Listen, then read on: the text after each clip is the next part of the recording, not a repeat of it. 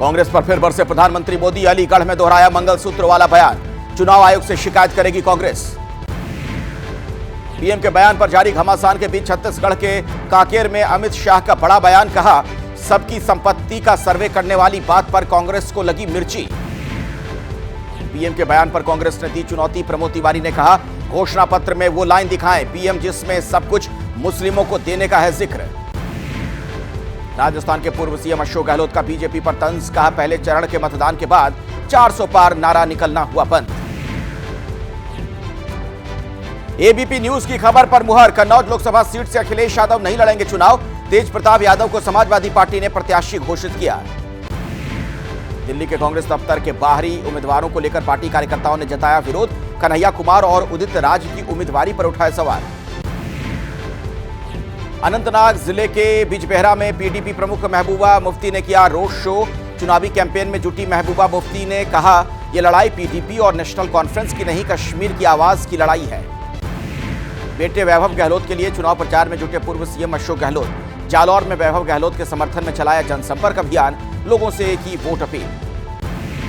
बेटे दुष्यंत के लिए चुनावी प्रचार में उतरी राजस्थान की पूर्व सीएम वसुंधरा राजे। कहा, झालावाड़ से है पारिवारिक रिश्ता, 35 सालों से जनता साथ देती आ रही है। चुनावी प्रचार में जोर शोर से जुटी बीजेपी।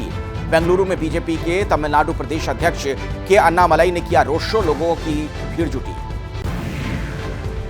लोकसभा चुनाव के लिए अजीत पवार की पार्टी एनसीपी ने जारी किया मैनिफेस्टो। सबका साथ सबका विकास अभियान को समर्थन के साथ महाराष्ट्र के पहले सीएम यशवंतराव चौहान को भारत रत्न दिलाने के प्रयास पर जोर। चुनावी संग्राम के बीच महाराष्ट्र डेप्यूटी सीएम अजीत पवार का शरद पवार पर बड़ा दावा। कहा, कई बार बीजेपी के साथ सरकार बनाने को तैयार थे शरद। केंद्रीय मंत्री अनुराग ठाकुर ने जालंधर के डेहरा जाते वक्त काफिला रुकवाकर गाय को खिलाया चारा। वीडियो हुआ वायरल। मतदान के 3 दिन बाद वोटिंग का नया आंकड़ा सामने आया है। पहले चरण में 69.31% हुआ मतदान। 2019 के पहले चरण में 69.43% पड़े थे वोट। सीएम योगी ने 2024 में बीजेपी की बड़ी जीत का दावा किया है।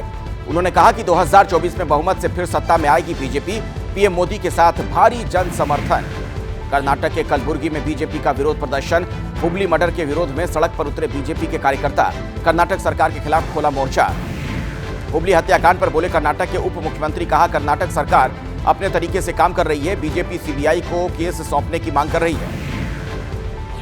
हुबली हत्याकांड को लेकर कर्नाटक सरकार पर बरसी बीजेपी। कहा, कर्नाटक में कानून व्यवस्था ध्वस्त, आरोपियों को बचा रही है कांग्रेस।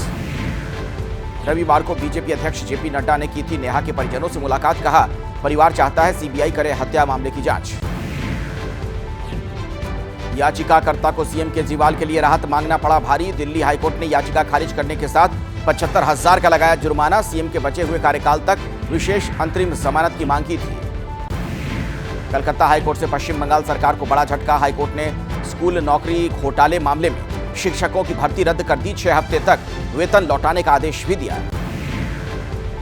सियाचिन दौरे पर रक्षा मंत्री राजनाथ सिंह दुनिया के सबसे ऊंचे युद्ध क्षेत्र में पहुंचकर जवानों से किया संवाद, बढ़ाया हौसला। पिछले 20 घंटे से ज्यादा बीतने के बाद भी गाजीपुर लैंडफिल साइट पर लगी आग पर नहीं काबू पाया जा सका है। आसमान में उठ रहे जहरीले धुएं से सांस लेने में परेशानी। कूड़े के ढेर में लगी आग को बुझाने का काम जारी। मौके पर मौजूद है फायर ब्रिगेड की कई गाड़ियां। हालात को काबू में करने का प्रयास किया जा रहा है।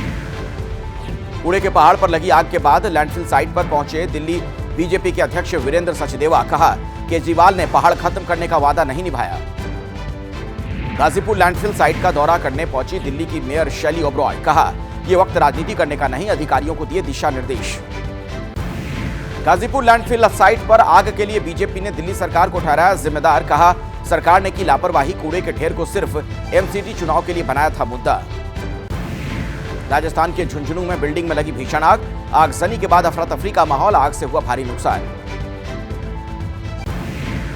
यूपी के अमरोहा में बिजली की हाई टेंशन तार गिरने से खेत में लगी आग। 5 बीघा में लगी गेहूं की फसल राख।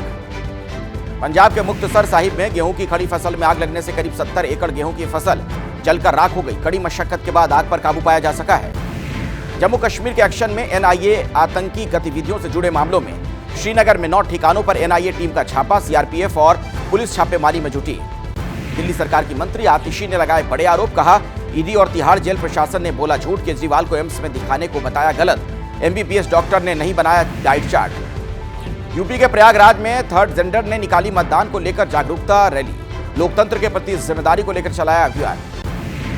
सलमान खान के घर फायरिंग मामले में तहकीकात के लिए सूरत पहुंची क्राइम ब्रांच की टीम, तापी नदी में सर्च ऑपरेशन जारी, आरोपी ने तापी नदी में ही फेंकी थी पिस्टल।